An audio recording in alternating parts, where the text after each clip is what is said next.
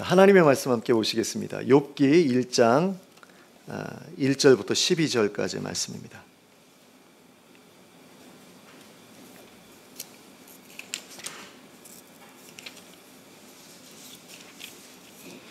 욥기 1장 1절부터 12절까지의 말씀입니다. 올 한 해 동안에는 욥기를 살펴보도록 하겠습니다. 우리 신년감사 예배도 욥기를 살펴봤는데요. 욥기를 통해서 이 어려운 시기를 극복할 수 있는 힘을 우리가 얻을 수 있었으면 좋겠습니다. 욥기 1장 1절부터 12절까지 함께 합독하도록 하겠습니다. 함께 읽겠습니다. 시작. 우스 땅에 욥이라 불리는 사람이 있었는데 그 사람은 온전하고 정직하여 하나님을 경외하며 악에서 떠난 자더라. 그에게 아들 7과 딸 3이 태어나니라.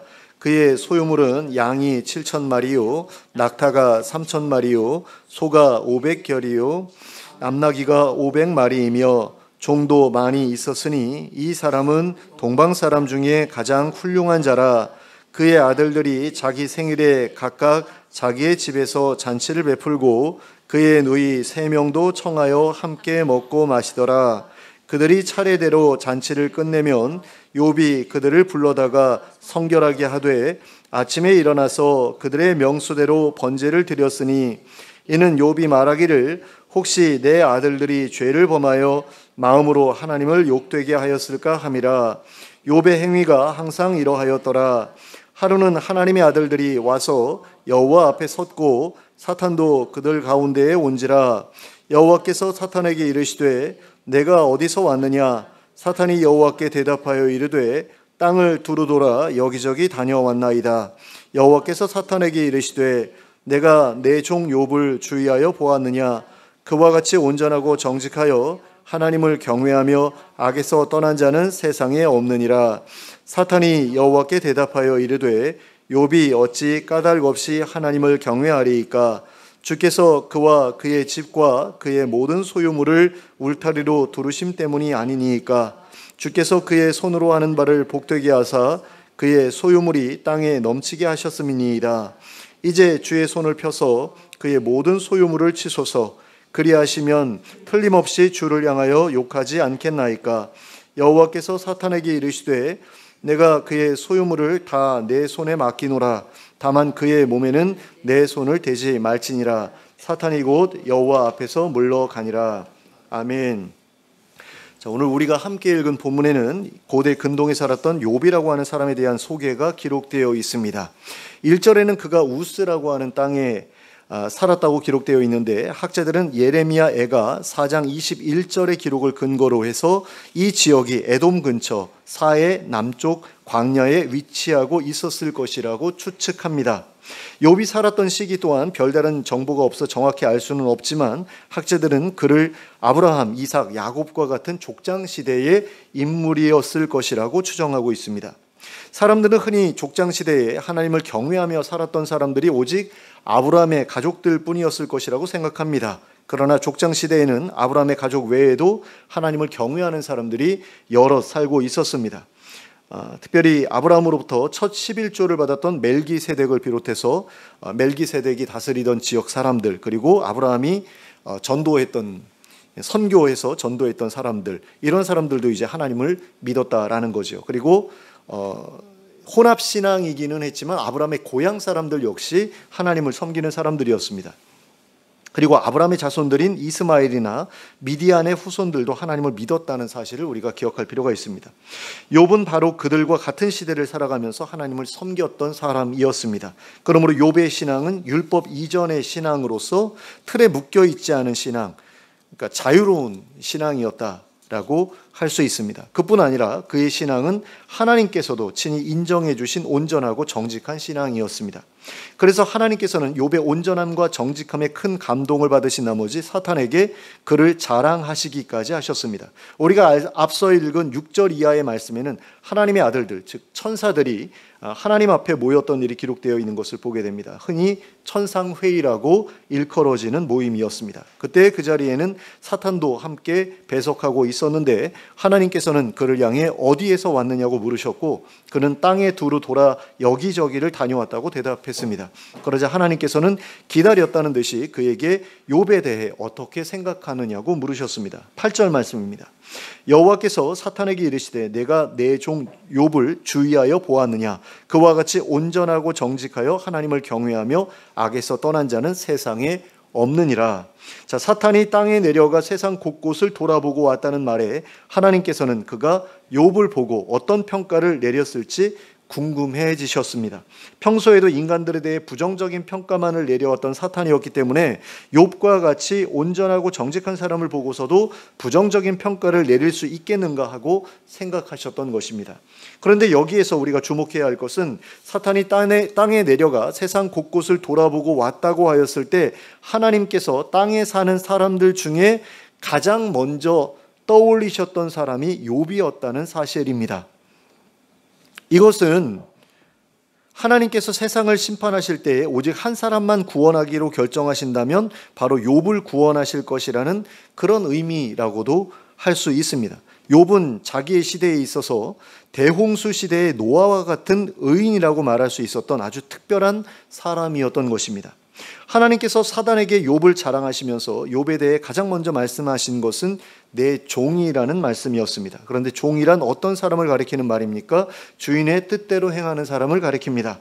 주인이 그를 통해서 자신의 뜻을 이루는 사람을 가리키는 말입니다.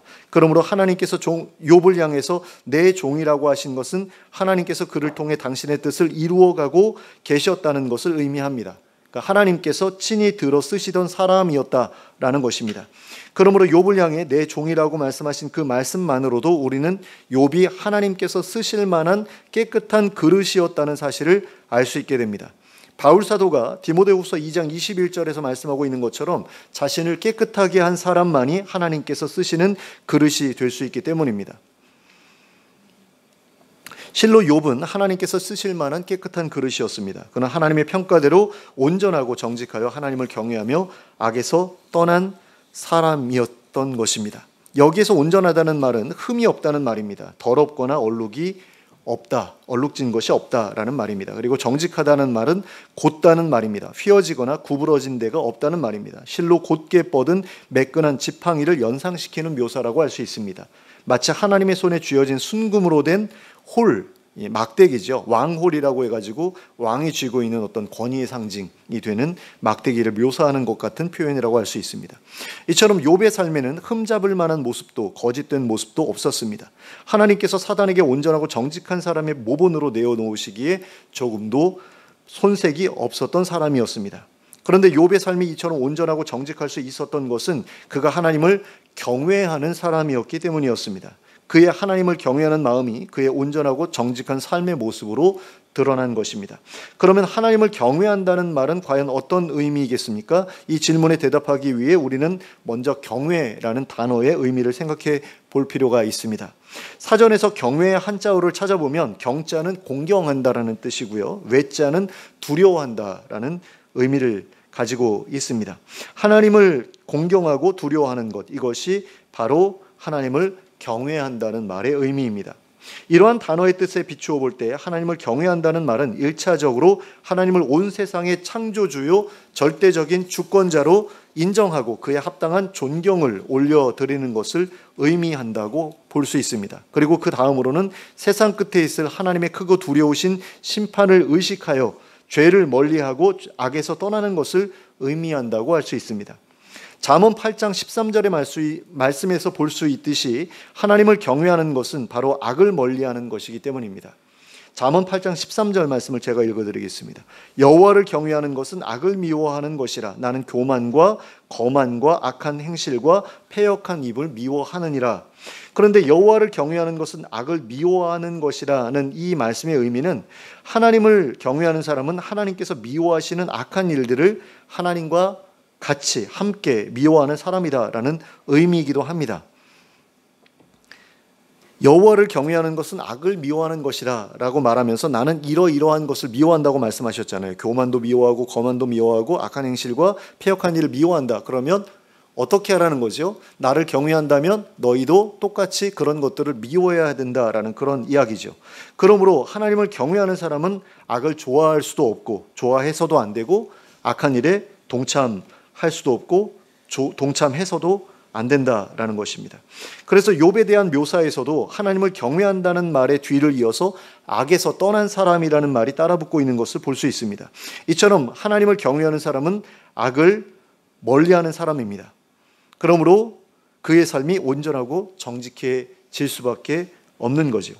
그러면 욥에 대한 하나님의 이러한 평가를 보면서 여러분은 과연 무슨 생각을 하셨습니까? 저는 참 부럽다는 생각을 했습니다. 여러분도 마찬가지셨을 것이라고 생각이 됩니다. 그렇지 않은 분들도 있겠지만 대부분의 기독교인들은 다 욥의 모습을 보면서 굉장히 부러워하지요. 대부분의 사람들이 자기 주변 사람들로부터 인정을 받고 칭찬을 받기 위해 노력하며 살아가는 것을 봅니다. 사람에게는 누구에게나 자신의 가치를 증명받고 싶어하는 마음이 있기 때문입니다. 거기에서 삶의 이유를 찾기 때문이죠. 특별히 자기 자신의 가치에 대해 스스로 인정하지 못하는 사람일수록 더욱더 다른 사람들의 인정과 칭찬에 목말라 합니다. 그래서 심지어는 자신이 원하던 그것을 얻지 못하면 스스로 목숨을 끊기도 합니다. 그러니까 유명했던 사람이 인기가 식어버렸을 때 자살하는 그런 경우를 많이 보죠. 연예인들, 탤런트들, 가수들 이런 사람들 중에 막 젊었을 때 막 유명해졌다가 나이가 들어가면서 이제 점점 사람들로부터 잊혀질 때 자살하는 그런 사람들 있지 않습니까? 그런 사람들이 왜 그런 선택을 하죠? 삶의 이유를 찾지 못했기 때문에 또는 잃어버렸기 때문에 그렇게 하는 거죠. 그러나 어떤 사람들은 자기의 주변 사람들로부터 인정과 칭찬을 받지 못하더라도 자신감 있게 자신의 삶을 살아갑니다. 주변 사람들이 미쳤다고 또는 제정신이 아니라고 해도 개의치 않고 살아가는 사람들이 있습니다. 바로 하나님을 믿는 사람들입니다. 하나님께서 친히 자신을 창조해 주셨다는 사실에서 그리고 그 아들 예수 그리스도를 통해 구원해 주셨다는 사실에서 자신의 존재 가치를 깨닫고 살아가는 사람들입니다. 이런 사람들은 주변 사람들의 인정과 칭찬에 휘둘리지 않습니다. 그래서 이런 사람들은 사람들의 인정과 칭찬보다도 하나님의 인정과 칭찬에서 가장 큰 기쁨을 얻습니다. 그러므로 욥에 대한 하나님의 칭찬을 보면서 부러움을 느끼지 않는 사람이라면 그 사람은 아마도 하나님을 사랑하지 않는 사람이라고 할 수 있을 것입니다. 그러나 하나님을 사랑하는 사람이라면 욥에 대한 하나님의 칭찬을 보면서 분명 커다란 부러움을 느끼지 않을 수 없을 것입니다. 아마 여러분들도 그러셨을 것이라고 생각됩니다. 그리고 다른 한편으로는 그러한 삶이 과연 어떻게 가능할까 하는 생각도 하셨을 것입니다. 도대체 어떻게 살아야 하나님으로부터 온전하고 정직하여 악에서 떠난 자라는 평가를 받는 것이 가능할까라고 생각하셨을 겁니다. 이것은 실로 대답하기 어려운 질문이 아닐 수 없습니다. 그러나 우리는 욥의 모습으로부터 그 방법을 추론해 볼 수 있습니다. 노아도 그렇고 욥도 그렇고 하나님으로부터 친히 의인이라는 평가를 받았던 사람들의 삶을 살펴보면 그들이 그렇게 의롭게 살기 시작했던 것이 하나님을 친히 만나 뵙기 이전부터의 일이었다는 사실을 알 수 있습니다. 그러니까 하나님께서 노아를 찾아가신 시점을 우리가 생각해 보면 언제입니까? 방주 지으라 라고 하시기 위해서 찾아가셨잖아요. 그 전에는 하나님을 만났는지 안 만났는지 기록되어 있지 않잖아요. 욥도 마찬가지거든요. 병 걸리기 전까지는 하나님께서 욥을 만나주셨다라는 내용이 없습니다. 그런데 병이 걸리고 그 다음에 많은 어려움을 겪고 그리고 하나님을 찾고 찾았더니 부르고 불렀더니 하나님 만나주시잖아요. 근데 그들이 의롭게 살게 된 게 어느 시점부터였느냐라는 거죠. 하나님을 만난 다음에 그 체험을 바탕으로 해서 의로운 삶을 시작했느냐? 그거 아니었다라는 겁니다. 하나님을 만나기 전부터 이 사람들은 의로운 삶을 살아갔다라는 거죠. 오늘날과 같이 성령께서 주시는 능력을 힘입어서 의로운 삶을 살았던 것도 아니었습니다. 물론 하나님께서 안 도와주셨다라고 말할 수는 없겠지만 우리하고 비교했을 때 우리가 더 나은 상황에 있다라는 겁니다. 노아와 욥 같은 사람들은 오직 하나님을 경외하는 마음, 하나님을 존경하고 하나님의 심판을 두려워하는 마음만으로 그러한 의로운 삶을 살았던 겁니다.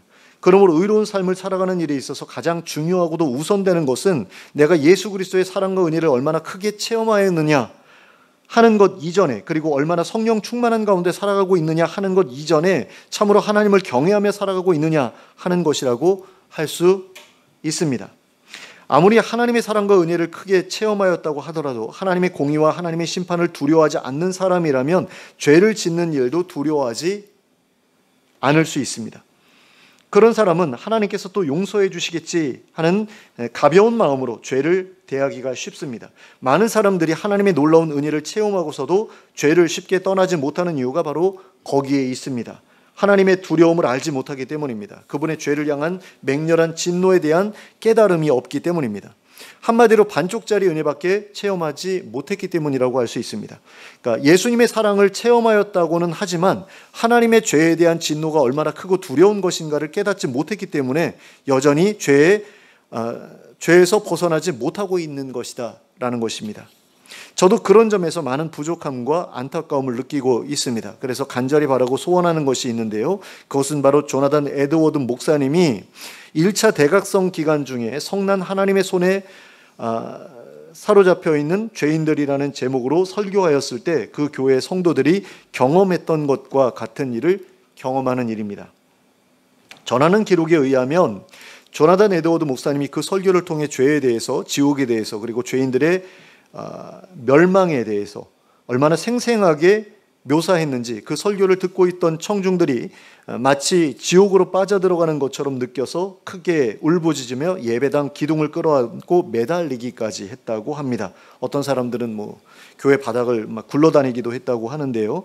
크고 두려우신 하나님의 진노에 대한 생생한 깨달음을 얻은 결과에서 벌어졌던 일이었습니다. 그리고 그와 같은 깨달음은 그들을 온전한 회심과 변화된 삶으로 이끌어 주었습니다. 그 결과 수많은 술집들이 문을 닫았고 교회는 하나님을 경외하는 사람들로 가득 차게 되었습니다. 그때 문을 닫고 나서 한 100여 년간이나 그 지역에 술집이 없었다라는 그런 이야기도 제가 들은 기억이 있습니다. 그러니까 삶의 변화라는 것은 하나님의 사랑을 경험함으로 시작되기도 하지만 이처럼 하나님의 공의로우심을 깨달음으로써도 시작된다라는 것이요. 그리고 우리에게는 이 두 가지 모두가 필요합니다. 욥은 하나님의 사랑에 대해서는 잘 알지 못하였을지 몰라도 하나님의 공의에 대해서만큼은 잘 알고 있었습니다. 그리고 그것이 그로 하여금 하나님께서 기뻐하실 만한 삶을 살아갈 수 있도록 해 주었습니다. 만약 우리가 하나님의 사랑을 깊이 경험하였는데도 습관적인 죄로부터, 그리고 죄를 가볍게 여기는 태도로부터 벗어나지 못하고 있다면 이제는 하나님의 공의로우심을 깊이 깨달아야 할 때입니다. 내가 얼마나 더러운 삶을 살아가고 있으며 그것이 얼마나 두려운 심판의 대상이 될 만한 죄인가 하는 것을 깨달아야 합니다. 그래서 이전과는 다른 완전히 새로운 모습으로 살아가기를 결단하는 데에까지 이르러야 합니다. 하나님을 사랑하니까 죄짓지 않기 위해서 열심히 노력해야지 하는 정도가 아니라 죄가 얼마나 끔찍하고 더러운 것인지를 알고 자동적으로 자연스럽게 피하게 될 정도가 되어야 한다라는 겁니다. 그러므로 이 일을 위해서 기도해야 하겠습니다. 단지 죄를 이길 힘을 주옵소서, 은혜를 주옵소서라고 기도하는 것이 아니라 하나님을 경외하는 자가 되게 해 주십시오. 죄를 미워하는 하나님의 마음을 알게 해 주십시오라고 기도해야 하겠습니다. 그리하여 욥과 같이 하나님을 경외하며 악에서 떠난 자가 되어야 하겠습니다. 온전하고 정직한 삶을 살아가는 우리가 되어야 하겠습니다. 하나님께서 사단에게 욥을 자랑하셨을 때 사단은 하나님의 말씀에 호락호락하게 동의하지 않았습니다. 그는 오히려 이렇게 대답했습니다. 9절부터 11절까지의 말씀입니다. 사탄이 여호와께 대답하여 이르되 욥이 어찌 까닭 없이 하나님을 경외하리이까? 주께서 그와 그의 집과 그의 모든 소유물을 울타리로 두르심 때문이 아니니까? 주께서 그의 손으로 하는 바를 복되게 하사 그의 소유물이 땅에 넘치게 하셨음이니이다. 이제 주의 손을 펴서 그의 모든 소유물을 치소서. 그리하시면 틀림없이 주를 향하여 욕하지 않겠나이까? 자, 이렇게 사단이 대답하자 하나님께서도 자신 있게 대답하셨습니다. 12절 말씀입니다. 여호와께서 사탄에게 이르시되 내가 그의 소유물을 다 내 손에 맡기노라. 다만 그의 몸에는 내 손을 대지 말지니라. 사탄이 곧 여호와 앞에서 물러가니라. 자, 그런데 하나님께서는 욥에 대해 어떻게 이러한 자신감을 보이실 수 있으셨을까요? 그것은 하나님께서 욥의 삶을 너무나 잘 알고 계셨기 때문이었습니다. 욥이 하나님을 경외한 것은 하나님께서 그에게 많은 자녀와 많은 소유물을 주셨기 때문이 아니었던 겁니다. 욥은 많은 자녀와 많은 소유물을 얻기 이전부터도 하나님을 경외하였고 그 결과로 하나님의 복을 받게 된 것이었습니다. 실제로도 성경에서는 사람이 하나님을 경외하면 큰 복을 받게 된다고 반복해서 말씀하고 있습니다. 시편 112편 1절부터 3절까지에는 이렇게 기록되어 있습니다. 할렐루야, 여호와를 경외하라. 그의 계명을 크게 즐거워하는 자는 복이 있도다. 그의 후손이 땅에서 강성함이요 정직한 자들의 후손에게 복이 있으리로다. 부와 재물이 그의 집에 있으며 그의 공의가 영구히 서 있으리로다. 그러니까 하나님을 경외하면 많은 재물을 하나님께서 주신다라는 거죠.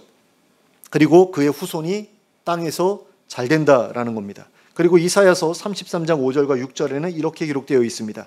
여호와께서는 지극히 존귀하시니 그는 높은 곳에 거하시며 정의와 공의를 시온에 충만하게 하심이라. 내 시대에 평안함이 있으며 구원과 지혜와 지식이 풍성할 것이니 여호와를 경외함이 내 보배니라. 그러니까 여호와를 경외하면 내 인생이 평안할 것이다 라는 겁니다. 그리고 잠언 14장 26절과 27절에는 이렇게 기록되어 있습니다. 여호와를 경외하는 자에게는 견고한 의뢰가 있나니 그 자녀들에게 피난처가 있으리라. 여호와를 경외하는 것은 생명의 셈이니 사망의 그물에서 벗어나게 하느니라. 자, 여호와를 경외하면 하나님께서 자녀들을 보호해 주신다라는 그런 이야기입니다. 그래서 그들에게 생명을 주신다라는 이야기죠.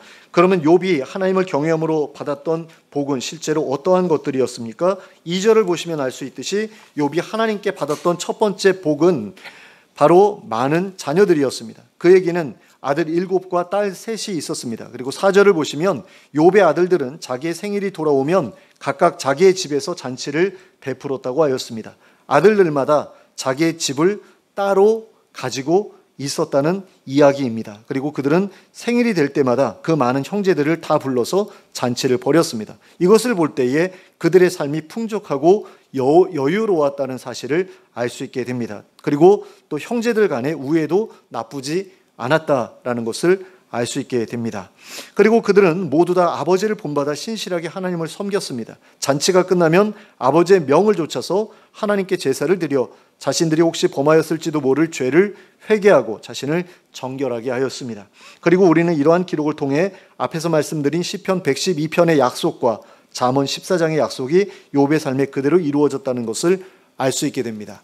그러니까 하나님을 경외함으로 부유하게 되었고 또 자녀들을 얻었고 그 자녀들에게 풍요로움과 또 하나님의 보호하심이 주어졌다라는 거죠. 그리고 3절을 보시면 알 수 있듯이 욥이 하나님께 받았던 두 번째 복은 수많은 소유물들이었습니다. 양이 7,000마리요 낙타가 3,000마리요 또한 소가 500결이요 암나귀가 500마리이며 종도 많이 있었다고 하였습니다. 그리고 이렇게 엄청난 규모의 재산을 나열한 다음에는 그가 동방 사람 중에 가장 훌륭한 사람이었다고 말하고 있는 것을 볼 수 있습니다. 그런데 성경에서 개인이 소유한 양떼나 염소떼에 대해 언급한 부분을 찾아보면 다윗을 모욕했던 나발에게는 양이 3,000마리, 염소가 1,000마리 있었다고 기록하고 있는 것을 보게 됩니다. 그리고 성경은 그가 심히 부유했다라고 기록하고 있습니다. 그렇다면 그 심히 부유했다는 나발보다도 2배나 더 많은 소유를 가지고 있었던 욥은 그보다 더 대단한 부자였다라고 할 수 있을 것입니다.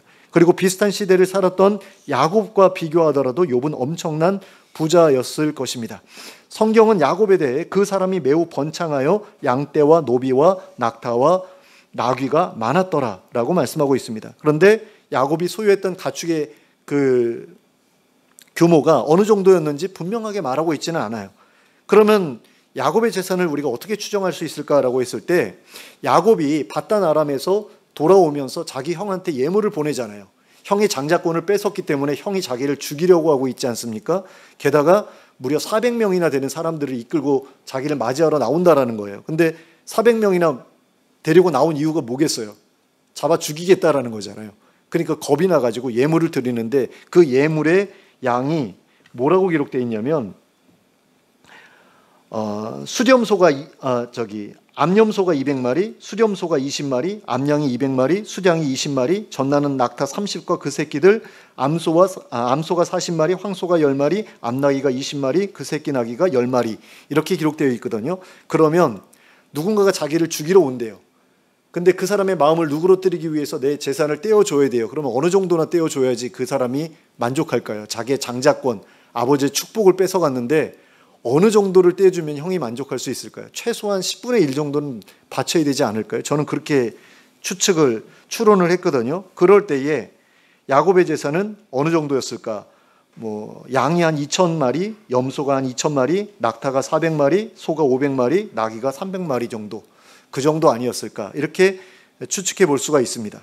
그리고 이렇게 보았을 때 욥의 재산은 야곱의 재산보다 무려 3배 가까이 된다라고 볼 수 있습니다. 그러니까 야곱의 재산이 야곱이 정말로 부유한 사람이었는데 그 사람의 재산이 욥의 재산보다 3분의 1 정도밖에 안 됐다라는 거예요. 그러니까 이 욥이라는 사람이 얼마나 대단한 사람이었나 하는 것을 우리가 알 수가 있게 되는 거죠. 마지막으로 10절을 보시면 알 수 있듯이 욥이 하나님께 받았던 세 번째 복은 이미 받은 복에 대한 하나님의 보호하심이었습니다. 9절과 10절에서 볼 수 있듯이 사탄은 욥이 하나님을 경외하는 이유가 하나님께서 그와 그의 집과 그의 모든 소유물을 그 울타리로 두르셨기 때문이며 하나님께서 그 손으로 하는 바를 복되게 하사 그 소유물로 땅에 넘치게 하셨기 때문이라고 주장하였습니다. 이로보건대 욥이 그처럼 넉넉한 소유물을 가질 수 있었던 이유는 하나님께서 그의 하는 일에 복을 주셨을 뿐만 아니라 그 받은 복을 잃어버리지 않도록 보호해 주셨기 때문이라는 사실을 알 수 있습니다. 이것은 바로 이사야서 33장에 기록된 약속, 그러니까 평안함이 있을 것이다 라는 약속이 이루어진 것이라고 할 수 있습니다. 이처럼 하나님을 경외하는 사람에게는 하나님께서 주시는 복이 따르게 되어 있습니다. 욥과 친구들의 논쟁을 보면 욥도 그 사실을 알고 있었던 것이 확실합니다. 그러나 그보다 더 중요한 것은 욥이 그러한 복을 바랬기 때문에 하나님을 경외한 것이 아니었다라는 것입니다. 하나님을 경외한다는 것은 단순히 사랑하고 존경한다는 의미가 아니기 때문입니다. 하나님을 경외한다는 것은 하나님을 두려워하는 것이기 때문입니다. 그런데 하나님께서 주실 복을 바라고 하나님을 두려워한다라는 것은 말이 되지 않습니다. 저 사람이 나에게 뭔가를 주기를 기대하면서 내가 그 사람을 겁낸다? 이건 말이 안 되잖아요. 두려움이라는 것은 저절로 생겨나는 것이지 스스로 두려워하려고 노력한다고 해서 생겨나는 것이 아니기 때문입니다. 혹시라도 복을 거두어 가실까 봐 두려워할 수는 있을지 모릅니다. 그러나 그것은 이미 복을 받은 다음의 일입니다. 그렇지만 성경의 약속에 따르면 복은 경외함의 결과이지 경외함의 이유가 될 수 없습니다. 그러나 사탄은 복이 경외함의 이유가 될 수 있다라고 주장했습니다. 욥이 하나님을 경외하는 것은 바로 하나님께서 그에게 큰 복을 주셨기 때문이라는 것입니다. 그런데 이런 경우에는 경외한다라는 표현보다도 사랑한다라는 표현을 쓰는 게 더 맞을 것 같아요. 누군가 나한테 너무나 좋은 선물을 많이 줬어요. 그러면 그 사람에 대해서 마음이 이렇게 끌리게 되잖아요. 이성한테 그 사람의 마음을 얻기 위해서 막 좋은 선물할 때 그 이성도 그거 받고서 좋아하는 그런 경우가 분명히 있죠. 그러니까 하나님께서 나에게 복을 주셨다. 그래서 내가 하나님을 사랑하게 됐다. 이건 말이 돼요. 그런데 하나님께서 나에게 복을 주셨기 때문에 내가 하나님을 경외하게 됐다라는 것은 이건 서로 좀 맞지 않는다라는 거죠. 근데 사단은 복이 경외함의 이유가 될 수 있다라고 주장을 한 겁니다. 그러니까 거짓말을 한 거예요. 입만 열면 거짓말을 하는 놈이 여기서도 이제 거짓말을 한 겁니다. 욥이 하나님을 경외하는 것은 바로 하나님께서 그에게 큰 복을 주셨기 때문이다라고 말했는데 이거 거짓말이다라는 거죠. 그러나 하나님께서도 아셨고 우리도 아는 바와 같이 욥이 하나님을 경외했던 이유는 오직 하나님의 공의로우심과 죄에 대한 하나님의 진노와 심판을 믿었기 때문이었습니다. 하나님을 경외하는 것은 하나님의 공의로우심과 죄에 대한 하나님의 진노와 심판을 믿을 때에 자연스럽게 시작되는 마음의 태도입니다. 하나님을 경외하는 것은 하나님의 나라와 하나님의 공의를 구하는 사람에게서만 찾아볼 수 있는 마음의 자세입니다. 그리고 하나님께서는 이와 같은 마음 자세를 가진 사람에게 큰 복을 주리라고 약속하셨습니다. 예수님께서도 하나님의 나라와 하나님의 의를 가장 우선해서 구하는 사람, 즉 하나님을 경외하는 사람에게는 그가 필요로 하는 모든 것들이 채워지는 복이 주어질 것이라고 말씀하셨습니다. 먼저 그의 나라와 그의 의를 구하라. 그리하면 이 모든 것을 너에게 더하시리라. 너희가 하나님 이거 필요해요 주세요, 저거 필요해요 주세요 라고 기도하지 않아도 알아서 다 채워주신다라는 거예요. 어떤 사람에게? 하나님의 나라와 하나님의 공의를 구하는 사람에게. 하나님을 경외하는 사람이 아닌데 근데 어떻게 하나님의 공의를 구하겠어요? 그러나 그 반대는 불가능하다는 사실을 기억해야 된다라는 것입니다. 복을 얻기 위해 하나님을 경외한다는 것은 논리적으로 불가능한 일입니다. 복을 얻고자 하는 사람이 하나님께 존경을 표할 수 있을지는 몰라도 경외하는 일만큼은 절대로 할 수 없습니다. 경외하는 일은 하고 싶다고 할 수 있는 일이 아니라 하나님의 공의로우심과 죄에 대한 하나님의 진노를 알 때에만 가능해지는 일이기 때문입니다. 그러므로 복을 얻기 위해 하나님을 경외한다는 것은 복을 받았기 때문에 하나님을 경외한다는 사탄의 말만큼이나 잘못된 말이라는 사실을 우리는 기억해야 합니다. 우리가 하나님을 진심으로 경외할지라도 우리에게 복을 주시고 주시지 않고 하는 것은 전적으로 하나님의 자유로운 결정에 달려 있습니다. 하나님은 자신의 약속은 반드시 지키시는 분이시지만 그 약속을 언제 그리고 어떤 방법으로 지키실 것인지는 전적으로 그분에게 달려 있습니다. 따라서 우리는 우리의 제한된 생각으로 하나님을 제한하지 않도록 주의해야 합니다. 우리는 하나님의 종으로서 주인의 자비로운 결정을 기대하고 바랄 수는 있어도 하나님께 복을 달라고 강요할 수는 없습니다. 그러므로 복을 받는 것보다도 순수한 마음으로 하나님을 경외하는 일에 관심을 쏟는 우리가 되어야 하겠습니다. 그리하여 하나님의 공의로우심과 죄에 대한 진노와 심판을 깊이 깨닫는 우리가 되어야 하겠습니다. 그리하여 진실되게 하나님을 경외하는 우리가 되어야 하겠습니다. 그리고 그럼으로써 하나님으로부터 욥과 같이 하나님을 경외한다는 칭찬을 받고 하나님의 자랑 그리고 하나님의 영광이 되는 우리 모두가 될 수 있기를 예수 그리스도의 이름으로 축원합니다. 함께 기도하겠습니다. 사랑의 하나님 아버지, 우리가 하나님을 경외함으로 복을 받기를 원합니다. 그런데 하나님을 경외한다라는 것이 그렇게 자연스럽게 되는 일은 아니라는 것을 우리가 말씀을 통해서 생각해 보았습니다.